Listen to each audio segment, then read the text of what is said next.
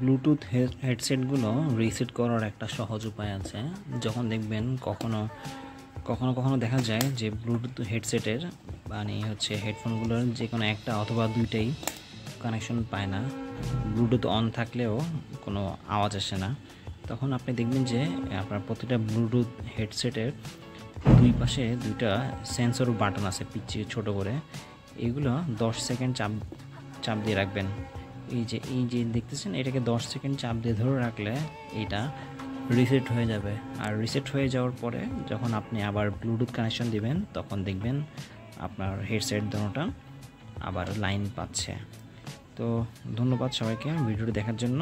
আর যদি ভিডিওটি ভালো লেগে থাকে তাহলে আমার এই চ্যানেলটি সাবস্ক্রাইব করে নেবেন, সাথে থাকা বেল আইকনটিও প্রেস করে নিতে পারেন যাতে করে ভবিষ্যতে কোনো ভিডিও মিস না হয়। সবাই ভালো থাকবেন। আল্লাহ হাফেজ।